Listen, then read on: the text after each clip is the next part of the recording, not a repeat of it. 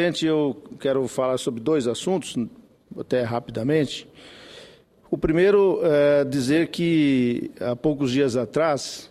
eu fui designado pelo presidente Renan para acompanhar um encontro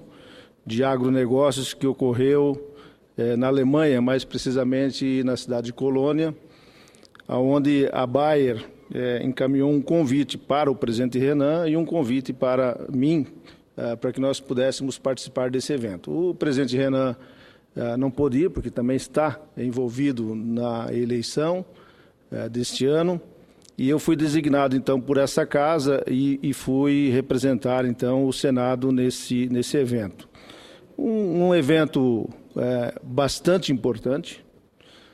não só importante pelas presenças que lá estavam, onde a Bayer reuniu em torno de 50 grandes produtores aqui do Brasil, de soja, de algodão, cana-de-açúcar, e que esse grupo, para ter uma ideia, ele representa algo como 5,7 milhões de hectares de área plantada entre essas culturas, e que também representa uma produção bruta em torno de 31 bilhões de reais, e que representa 1% do PIB nacional. Quer dizer, um evento com uma representatividade bastante grande desses produtores. E nesse encontro tivemos a oportunidade de ouvir também uma palestra do comentarista e jornalista daqui do Brasil, da CBN, o Carlos Alberto Sandenberg, que fez uma explanação sobre as questões políticas e econômicas do país. Mas também tivemos a oportunidade de ouvir vários comentaristas de outros países que por lá passaram e também de cientistas para discutir um pouco sobre o futuro da atividade agrícola do Brasil, do mundo, como estamos inseridos, por onde vamos, quais são as técnicas que vêm pela frente, uma vez que o mundo tem poucas terras hoje disponíveis para a agricultura, aonde tem mais disponibilidade, tem menos a presença de pessoas competentes e conhecimento tecnológico para desenvolver, como a África. Alguns países do Sudeste Asiático têm condições, mas também têm conflitos. No leste europeu também tem terras a serem exploradas, mas também tem conflitos. Enfim, um dos poucos lugares do mundo, embora nós reclamamos muito do nosso mundo, do nosso Brasil, mas um dos poucos lugares do mundo onde não existem questões fundamentalistas, não existem grandes conflitos, aliás, não existem conflitos, são poucos que existem. O Brasil é um desses países que tem condições de desenvolver a sua agricultura, continuar crescendo e aproveitando ainda de bons pedaços de terras que hoje são direcionados à pecuária e que podem se transformar em agricultura e não abandonar a pecuária. Pelo contrário, nós podemos fazer as duas coisas juntas, sem a necessidade de novas aberturas e fazendo com que as duas atividades convivam muito bem e as duas sejam altamente produtivas. Então, o Brasil, nesse encontro, ele foi o centro dessa discussão, também, até porque nós brasileiros estávamos lá presentes, mas para que isso seja possível, nós também dependemos de praticamente uma nova revolução verde, como foi feito na década de 70 e que rendeu o Prêmio Nobel da Paz aos pesquisadores, o Norman Blunda, que foi o representante desse grande movimento, e que quebrou uma discussão antiga que se dizia que quando chegaria a época dos anos 2000, 2020, até tinha um filme, foi feito um filme, não sei se quem recorda, chamava 2020, onde os cientistas à época, aqueles que pensavam no mundo ou sobre o mundo, diziam que em 2020 nós não teríamos comida para toda a população e que o mundo estaria totalmente arrebentados, podemos chamar assim, né? Estamos chegando já ao ano de 2020, já estamos enxergando ele daqui a 4 anos e as coisas são bem diferentes. Quer dizer, nós temos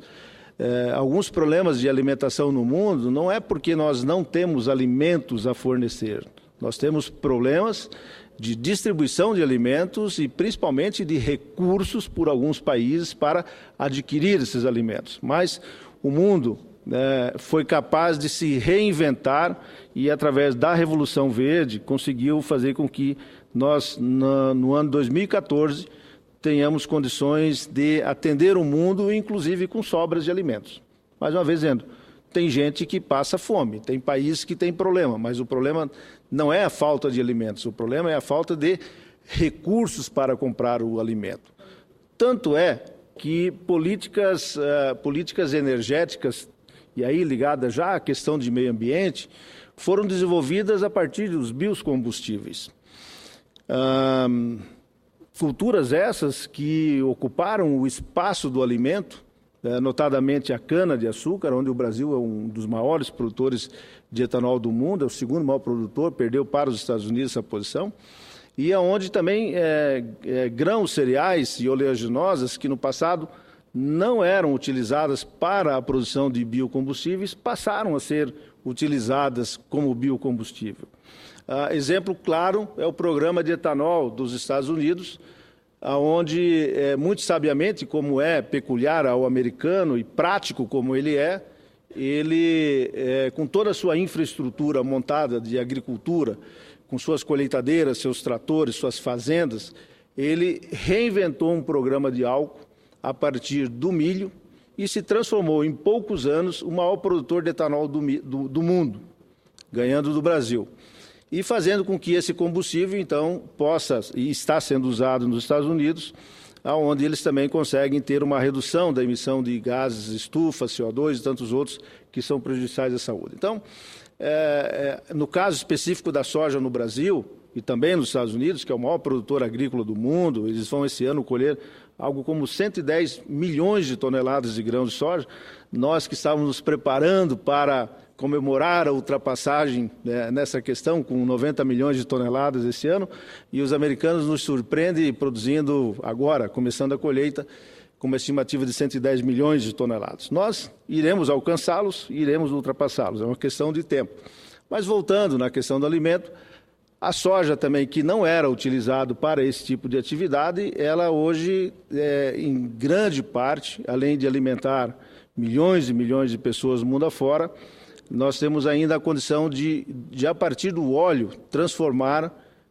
em biodiesel e adicionar no diesel tradicional, diminuindo a quantidade de enxofre, reduzindo também gases estufa e outros elementos que acabam aumentando essa questão do aquecimento global. Então, os cientistas, os agricultores, os governos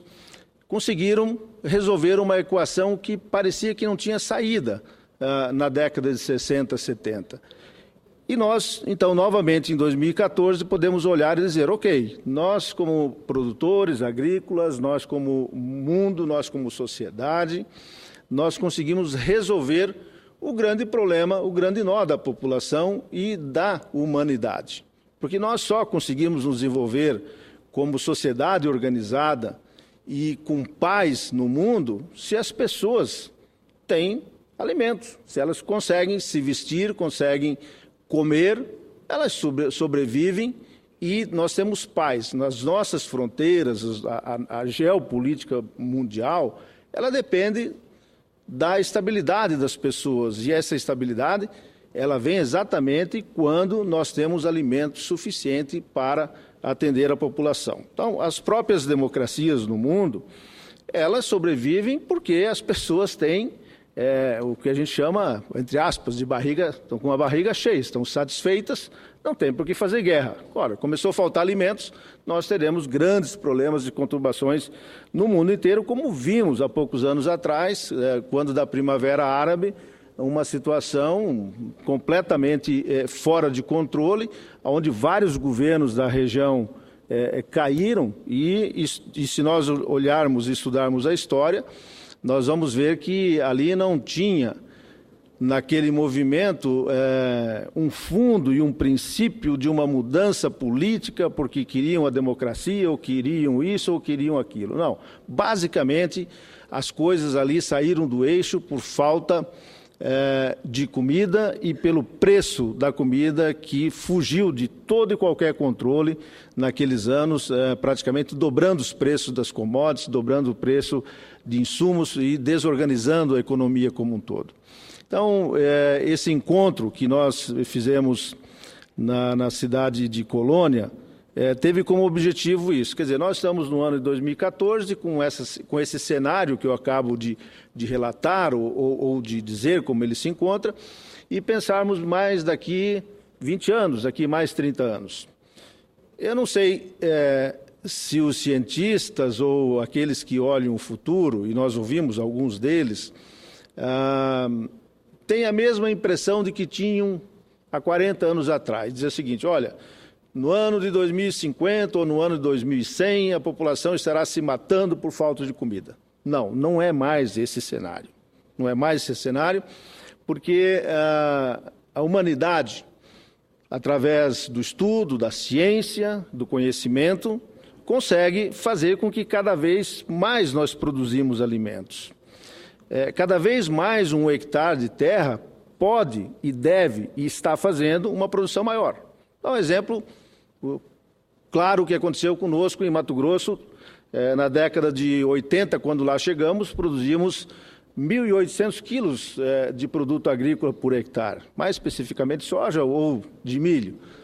Passado 30 e poucos anos, a nossa produção hoje é de 10 a 12 mil quilos por hectare com 2 safras. Então, isso por si só, esses números demonstram que nós temos um momento diferente. Então, esse encontro, ele está projetando para o futuro o que nós queremos, para onde nós vamos e como nós vamos. E nós vamos, especificamente, não pelo aumento da quantidade de terras, como já disse aqui,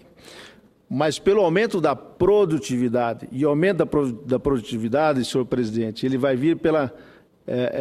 biotecnologia, pelo uso do conhecimento do ser humano, de fazer com que espécies possam ser trabalhadas e que determinadas características da espécie A ou da variedade B com a variedade C, combinadamente, consigam levar os genes melhores, os mais produtivos, né, para aquele tipo de cultura e ali fazer com que nós tenhamos ganho de produtividade. Exemplo claro, um dos grandes limitadores de produção agrícola no mundo é a questão hídrica. Tá? Se não tem chuva, não tem comida, não tem agricultura. A ciência estuda e já experimenta nesse momento variedades com genes transgênicos adaptados de outras culturas, resistentes aos estresses hídricos, resistentes à falta de chuva, para que ela possa produzir, mesmo assim, com uma falta de água temporária ou um período de falta de chuva naquele tempo em que a cultura está programada para ser semeada até ser colhida. Então, para citar um exemplo. Outros exemplos vêm da resistência de pragas, principalmente de insetos, aonde nós possamos reduzir a quantidade utilizada de produtos agroquímicos e que o mundo inteiro repudia e que os agricultores também repudiam, também não querem usar, só que se não usarem não produz nada, né? Principalmente no país, no Brasil, que é um país de clima tropical e agricultura em clima tropical, nós somos líderes, nós conhecemos e sabemos fazer, mas temos que utilizar realmente mais inseticidas do que os outros concorrentes nossos, quer sejam os argentinos, num clima mais temperado, ou os americanos também num clima mais temperado, já no hemisfério norte. Então, senhor presidente, nós tivemos a oportunidade de entender que o futuro da humanidade, por questões de produção de alimentos, né, e também da preservação do meio ambiente, mas a preservação do meio ambiente acoplada e combinada com as questões de produção, nós teremos uma humanidade segura ou assegurada à humanidade para o futuro as questões de alimentação, como disse antes, que eram dúvidas ou tinha dúvidas sobre isso no passado. Então, senhor presidente, para deixar registrado essa minha passagem pela Alemanha, na cidade de Colônia, onde fui, então, representar o Senado Federal. Lá estive, lá representei, lá falei, lá defendi, lá coloquei os pontos de vista de que nós, como brasileiros, também pensamos, como nós, brasileiros, desejamos que o mundo e o mercado internacional de produção de alimentos também se comporte da forma como nós também o fizemos. Não tem, senhor presidente, nenhum país do mundo, e aqui não é fazer, tipo assim, se vangloriar, mas de reconhecer, não tem nenhum país no mundo que tenha a legislação ambiental que nós temos, rígida como ela é e respeitada como ela é. Problemas temos, mas na grande maioria, os produtores rurais do Brasil adotam, defendem e trabalham dentro das condições da legislação que aí está colocada. Então, o Brasil pode, de cabeça erguida, olhar para todos os seus concorrentes ou para todos os seus clientes mundo afora e dizer: nós somos um país